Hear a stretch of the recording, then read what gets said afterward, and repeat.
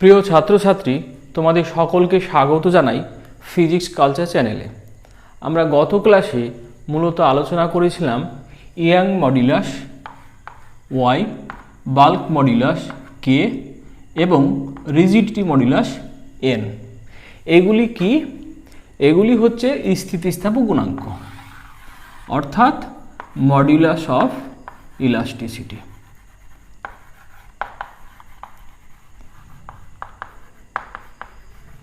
Clear?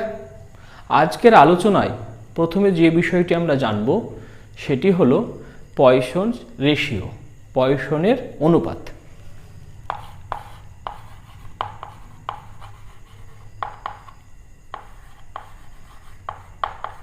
পয়সনের অনুপাতকে আমরা sigma দিয়ে প্রকাশ করি। ক্লিয়ার? এখন প্রশ্ন হচ্ছে, এই পয়সনের অনুপাত বলতে আমরা কি বুঝি? বিষয়টি একটু বোঝার চেষ্টা করো।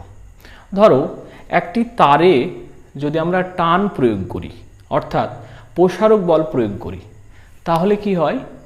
ওই তারটি দৈর্ঘ্যে প্রসারিত হয়।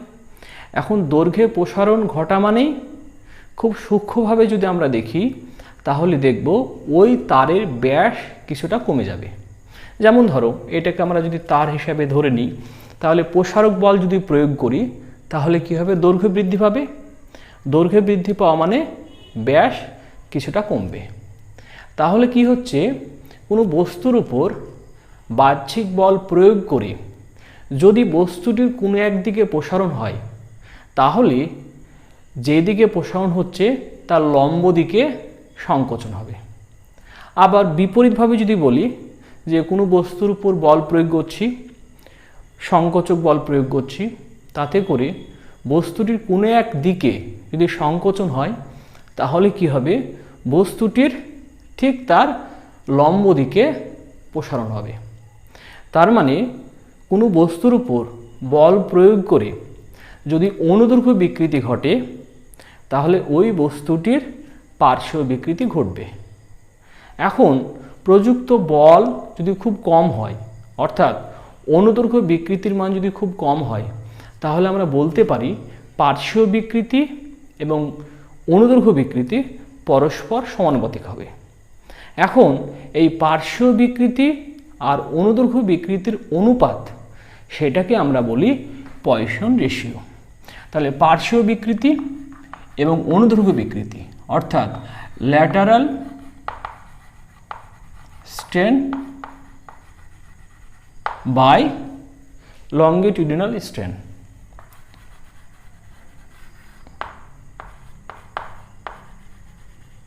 এই দুইয়ের অনুপাতকে বলবো আমরা পয়সন রেশিও বা পয়সনের অনুপাত। তাহলে স্থিতিস্থাপক সীমার মধ্যে পার্শ্ব বিকৃতি এবং অনুদৈর্ঘ্য বিকৃতির অনুপাতকে বলা হবে পয়সনের অনুপাত। ক্লিয়ার?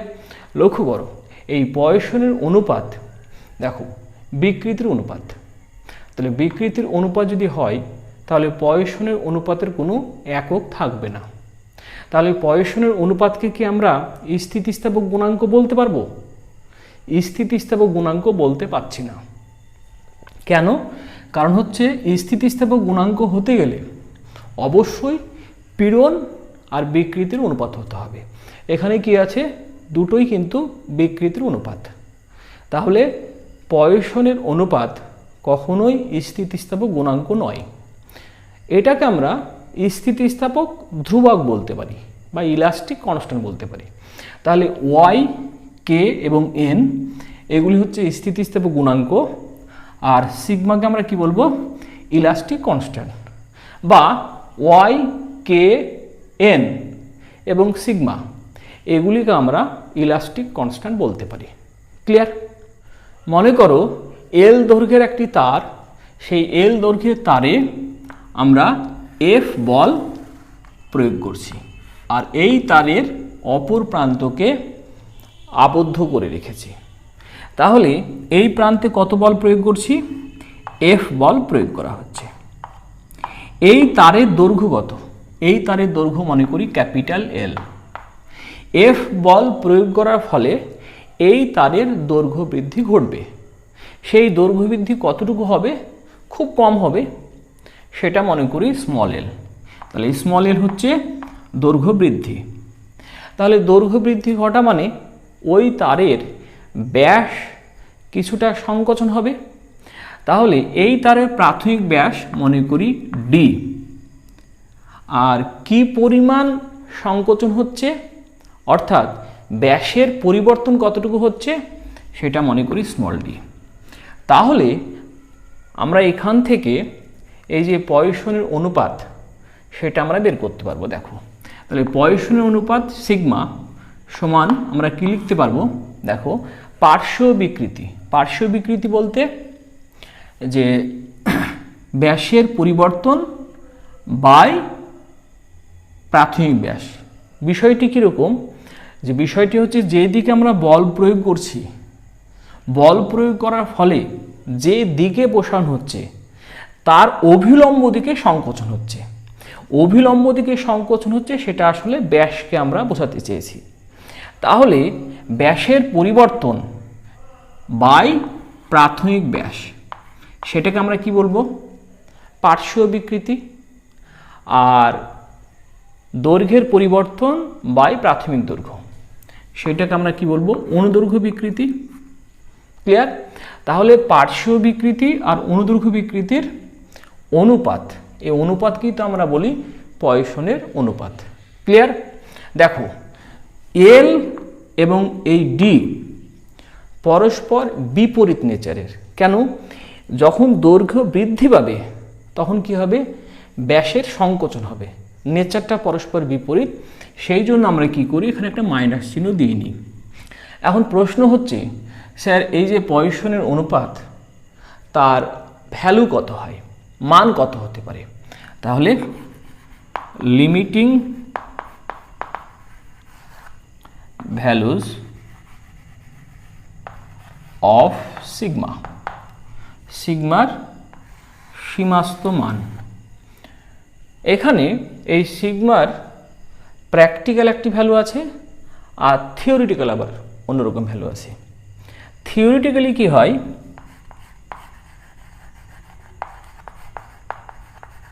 থিওরিটিক্যাল ভ্যালু হয় -1 থেকে +1/2 এর মধ্যে। আর প্র্যাকটিক্যাল ভ্যালু কত হয়? প্র্যাকটিক্যাল ভ্যালু হয় 0 থেকে +1/2 এর মধ্যে।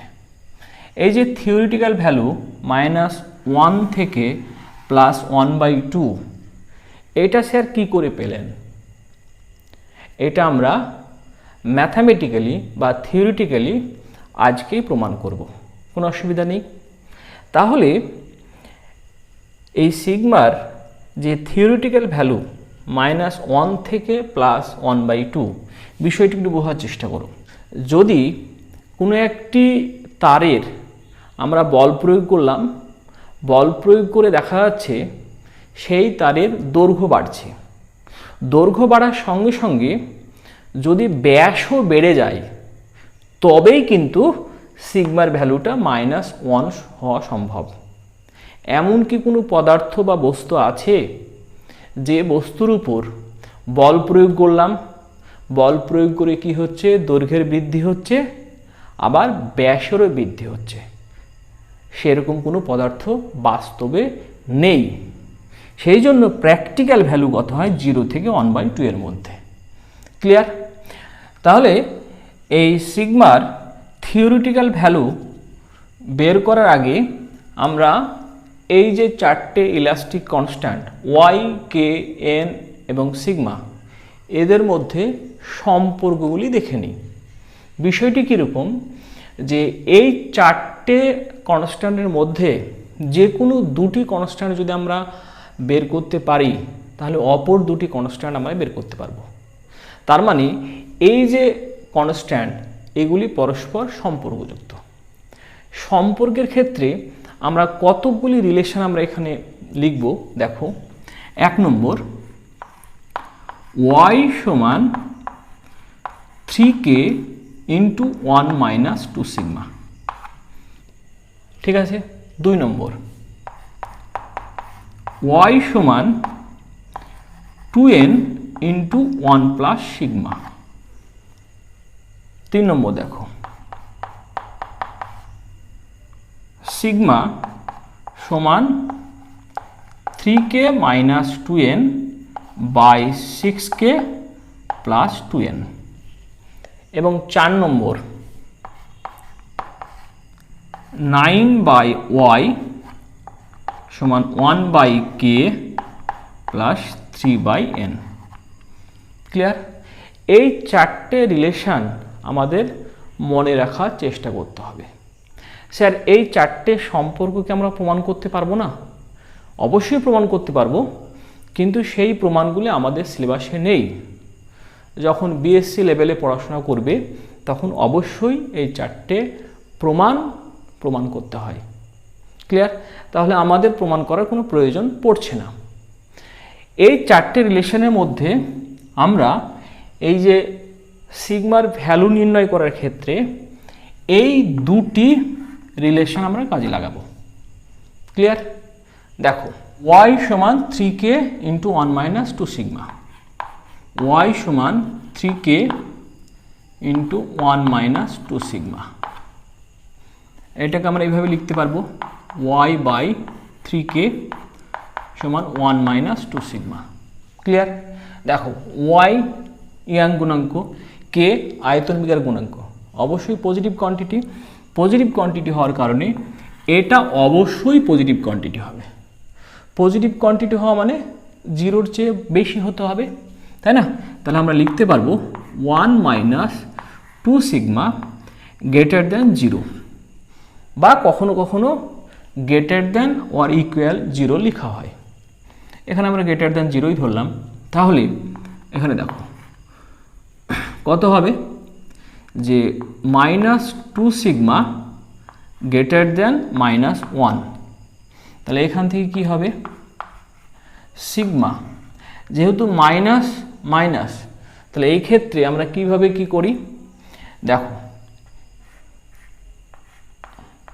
এটা লেখা যাবে।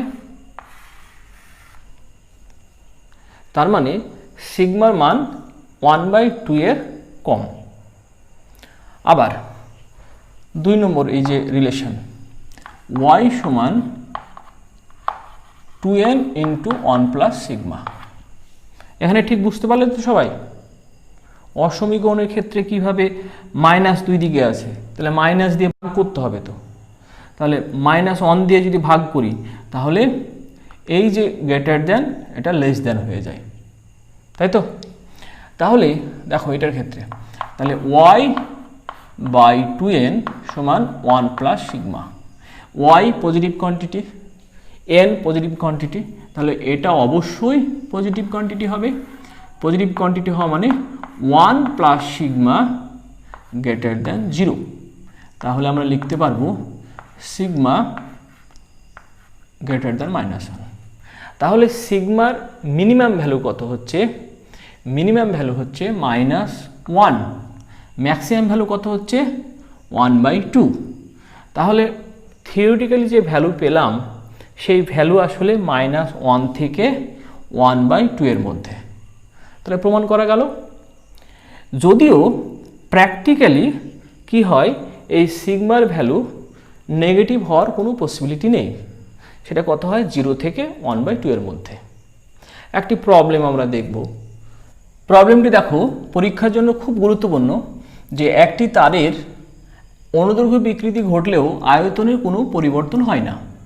প্রমাণ করতে হবে সিগমা সমান 1/2। তাহলে একটি তার আমরা ধরে নিই, সেই তারের দৈর্ঘ্য কত? L, তারের ব্যাসার্ধ কত? R। তাহলে তারের আয়তন কত হবে?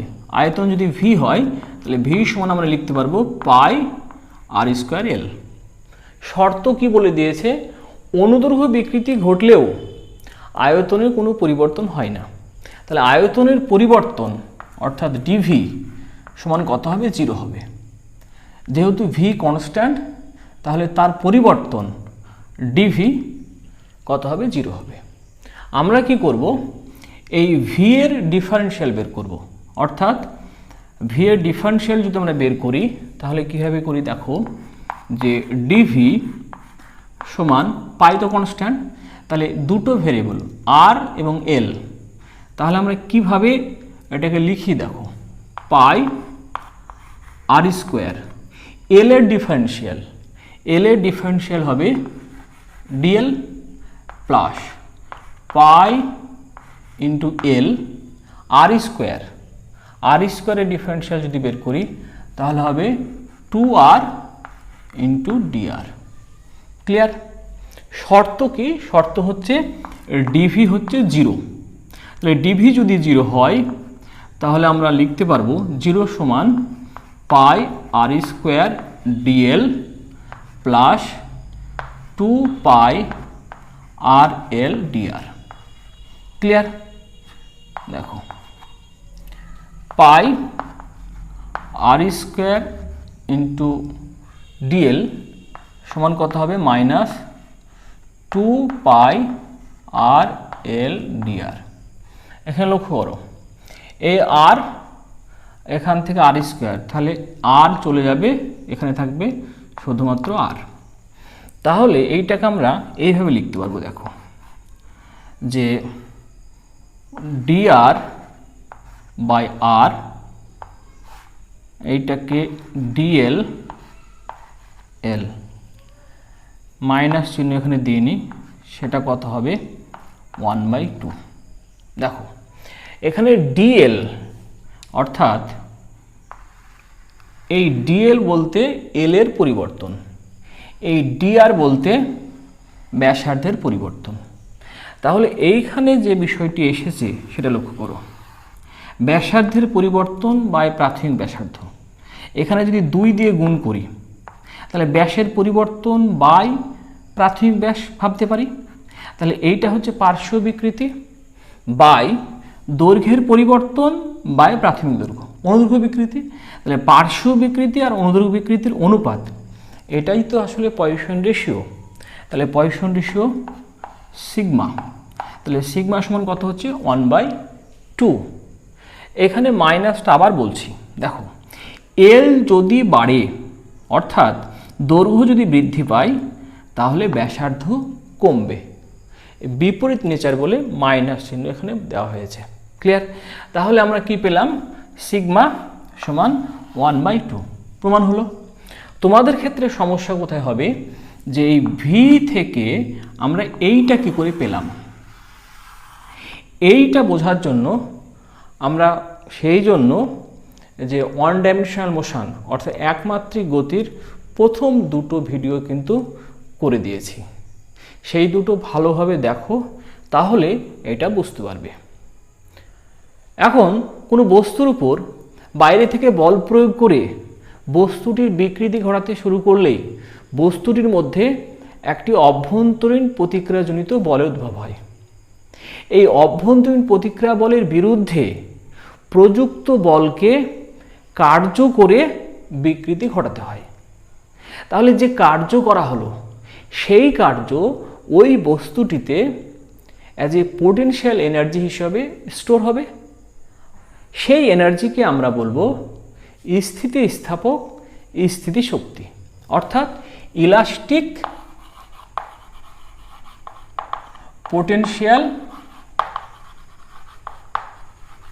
এনার্জি। এই ইলাস্টিক পোটেনশিয়াল এনার্জির ভ্যালু কত হয় সেটাই আমরা এখন ক্যালকুলেট করব। ধরো এল দৈর্ঘ্যের একটি তার, এল দৈর্ঘ্যের তারে আমরা কি করেছি, এক প্রান্ত আবদ্ধ করে রেখেছি, অপর প্রান্তে আমরা বল প্রয়োগ করলাম কত? এফ বল প্রয়োগ করলাম। এল দৈর্ঘ্যের তার অর্থাৎ দৈর্ঘ্য কত? ক্যাপিটাল এল। ক্লিয়ার? এই তারের এরিয়া অফ ক্রস সেকশন অর্থাৎ প্রস্থচ্ছেদের ক্ষেত্রফল মনে করি আলফা। অর্থাৎ এটা যদি তার ভাবি, এই তারের ক্ষেত্রে এরিয়া অফ ক্রস সেকশন বলতে এইটাকে বোঝানো হয়েছে, আর লেন্থ কত? Capital L. তাহলে area of cross section alpha এবং এফ বল প্রয়োগ করার ফলে এই তারের দৈর্ঘ্যের যে পরিবর্তন বা দৈর্ঘ্য বৃদ্ধি সেটাই স্মল এল। ক্লিয়ার? এখানে লক্ষ্য করো, যখন বল প্রয়োগ করা হয়নি অর্থাৎ এফ সমান 0, তখন দৈর্ঘ্য বৃদ্ধি কত? তখন দৈর্ঘ্য বৃদ্ধি হচ্ছে 0। তাহলে যখন বল প্রয়োগ করছি এফ, তখন দৈর্ঘ্য বৃদ্ধি কত হচ্ছে? স্মল এল। তাহলে এল দৈর্ঘ্য বৃদ্ধি ঘটাতে যে পরিমাণ বল এখানে ক্রিয়াশীল হয়েছে, অর্থাৎ গড় বল ক্রিয়াশীল হয়েছে, সেই গড় বলের মান কত হবে? প্রথম অবস্থায় বল কত ছিল? 0, শেষে বল কত? এফ। তাহলে গড় বল কত? এটাকে আমরা বলবো গড় বল। বিষয়টি কীরকম? বিষয়টিকে আমরা ভাবতে পারি যে এই এল দৈর্ঘ্যের তারে যে প্রথমে 0 বল প্রয়োগ করা হচ্ছে, তারপরে বলের ভ্যালুটা আস্তে আস্তে বাড়ছে, একদম শেষ মুহূর্তে বলের ভ্যালু কত? এফ। তখন দৈর্ঘ্য বৃদ্ধি কত হয়েছে? টোটাল স্মল এল। তাহলে গড় বল কত? 0 প্লাস এফ বাই 2। আবার সহজভাবে যদি আমরা একটা উদাহরণের সাহায্য নিই, দেখো, ধরো কোনো একজন নতুন চাকরিতে জয়েন করলো। চাকরিতে যখন জয়েন করলো, তখন তার পার ইয়ার বেতন ছিল 1 লাখ টাকা। 1 লাখ টাকা বেতন পার ইয়ার। 10 বছর চাকরি কমপ্লিট হওয়ার পর তার পার ইয়ার বেতন হয়েছে 3 লাখ টাকা। ক্লিয়ার? তাহলে ওই ব্যক্তির এই যে 10 বছরের সার্ভিস, এই 10 বছরের সার্ভিসে প্রতি ইয়ারে গড়ে কত টাকা করে পেয়েছে? তাহলে গড়ের কথা যদি বলা হয়, তাহলে অবশ্যই 1 লাখ টাকা প্লাস 3 লাখ টাকা বাই 2। তাহলে পার ইয়ার অ্যাভারেজ ইনকাম কত হচ্ছে? 2 লাখ। ক্লিয়ার? এখন যদি কেউ ভাবে যেহেতু 10 বছর চাকরি সম্পূর্ণ হয়েছে আর শেষ মাসে বা শেষ বছরে বেতন পেয়েছে কত? 3 লাখ টাকা, তাহলে ওই ব্যক্তির টোটাল ইনকাম কত? তাহলে ওই ব্যক্তির টোটাল ইনকাম 3 লাখ ইন্টু 10 বছর কিন্তু নয়। আসলে কি হচ্ছে, এই 3 লাখ টাকা প্রথমে ছিল না, প্রথমে কত ছিল? 1 লাখ টাকা, আস্তে আস্তে বেড়ে 3 লাখ টাকা হয়েছে। তাহলে এখানে কিন্তু গড় হিসাবটা খুব গুরুত্বপূর্ণ। এখানেও তাই, যখন বল আমরা 0 প্রয়োগ করেছি, তখন দৈর্ঘ্য বৃদ্ধি কত হয়েছে? 0। যখন এফ বল প্রয়োগ করা হয়েছে, দৈর্ঘ্য বৃদ্ধি কত? এল। তাহলে গড় বল কত? 0 প্লাস এফ বাই 2। তাহলে কত হচ্ছে? F by 2। ক্লিয়ার? তাহলে এফ বাই 2 এই গড় বল এল দৈর্ঘ্য বৃদ্ধি ঘটিয়েছে। তাহলে কার্য সমান কত হবে? গড় বল ইন্টু এল সমান 1/2 এফ ইন্টু এল। ক্লিয়ার? দেখো, এই তারে বল প্রয়োগ করেছে এফ, এই তারের এরিয়া অফ ক্রস সেকশন কত? আলফা। দৈর্ঘ্য বৃদ্ধি কত হয়েছে? স্মল এল। প্রাথমিক দৈর্ঘ্য কত? Capital L. তাহলে এখান থেকে তো আমরা ইয়াং মডুলাস বা ইয়াং গুণাঙ্ক সমান লিখতে পারবো F by alpha small L by capital L. এখান থেকে এফ সমান কত? দেখো, এফ সমান কত হবে? Y alpha L by capital L, এটা।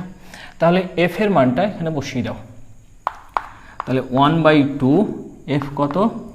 Y alpha L by capital L into L. তাহলে কত হচ্ছে? Y alpha L square by 2l। Clear?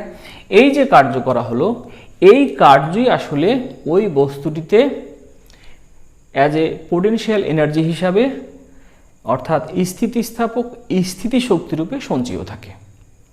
সেটাকে আমরা বলবো ইলাস্টিক পোটেনশিয়াল এনার্জি। এখন এই ইলাস্টিক পোটেনশিয়াল এনার্জি বিষয়টিকে যদি সহজভাবে যদি বলি, দেখো যে এই তারের উপরে বল প্রয়োগ করার ফলে দৈর্ঘ্যের বৃদ্ধি ঘটেছে, তার মানে এই তারে ইলাস্টিক পোটেনশিয়াল এনার্জি স্টোর আছে। এখন এই তারটির যদি হঠাৎ করে ছিঁড়ে যায়, তাহলে কি হবে? দেখবে ওই তারটি সাধারণত গরম হয়ে ওঠে। কেন এরকম হয়? কারণ হচ্ছে বল প্রয়োগ করে দৈর্ঘ্য বৃদ্ধি ঘটানোর ফলে কিছু কার্য করা হয়েছে, সেই কার্য এই তারে স্টোর আছে। তাহলে সেই কার্য যখনই তারটি ছিঁড়ে যাচ্ছে তখন বল অপসারিত হচ্ছে। বল অপসারিত হলে কী হবে? ওই কার্য তাপ শক্তিতে রূপান্তরিত হচ্ছে। তাপ শক্তিতে রূপান্তরিত হওয়ার অর্থই হচ্ছে এই তারটি উত্তপ্ত হয়। ক্লিয়ার? এখন আমরা এই যে কার্য অর্থাৎ ইলাস্টিক পোটেনশিয়াল এনার্জি, স্থিতি শক্তি একক আয়তনে কত হয় সেটা দেখব। দেখো, একক আয়তনে কৃতকার্য বা ইলাস্টিক পোটেনশিয়াল এনার্জি, সেটাকে আমরা বলি এনার্জি ডেনসিটি বা শক্তি ঘনত্ব। তাহলে এনার্জি ডেনসিটি বা শক্তি ঘনত্ব সেটা হবে W বাই, এই তারের আয়তন কত? তারের দৈর্ঘ্য হচ্ছে L, area of cross section alpha, তাহলে L ইন্টু আলফা, এটা হচ্ছে তারের আয়তন। তাহলে একক আয়তনের কার্য সেটাকে আমরা বলবো এনার্জি ডেনসিটি। সমান কত হবে? W সমান কত পেয়েছি? Y alpha L square by 2L, তাই তো, বাই L আলফা। তাহলে L আলফা সমান কত হবে? দেখো, 1/2 into small l by capital L। এখানে লক্ষ্য করো, small l by capital L আমি ওখানে লিখলাম, আলফা আলফা কেটে যাচ্ছে, তাহলে কত হচ্ছে? y l by L। লক্ষ্য করো, y l স্কোয়ার, উপরে y l স্কোয়ার, নিচে 2l স্কোয়ার। ঠিক আছে, small l by capital L এইটা কি? Small l by capital L এটা হচ্ছে বিকৃতি, অনুদৈর্ঘ্য বিকৃতি। y l by capital L, y l by capital L এটা কি হচ্ছে? দেখো, y l by capital L, y l by capital L সমান হচ্ছে f by alpha. f by alpha, তাহলে f বাই আলফা সেটাই তো পীড়ন। তাহলে আমরা লিখতে পারবো এইটা সমান f বাই আলফা, তাহলে লিখব 1/2 ইন্টু এটা f বাই আলফা পীড়ন stress into small l by capital L, এটা হচ্ছে স্ট্রেন। তাহলে কি হলো? একক আয়তনে স্থিতিশক্তি বা এনার্জি ডেনসিটি সেটা পেলাম 1/2 ইন্টু পীড়ন ইন্টু বিকৃতি।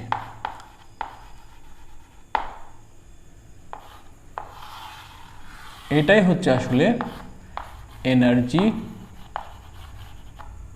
ডেনসিটি। তাহলে এনার্জি ডেনসিটি কি পাচ্ছি? হাফ ইন্টু পীড়ন ইন্টু বিকৃতি। এখানে মূলত অনুদৈর্ঘ্য বিকৃতি আর অনুদৈর্ঘ্য পীড়নেরই ক্যালকুলেশন আমরা করলাম। সেটাই ইন জেনারেল আমরা লিখতে পারি হাফ ইন্টু পীড়ন ইন্টু বিকৃতি। ক্লিয়ার? এই ক্যালকুলেশন কিন্তু পরীক্ষার জন্য খুব গুরুত্বপূর্ণ। তোমরা ভালোভাবে ক্যালকুলেশনটি করার চেষ্টা করবে।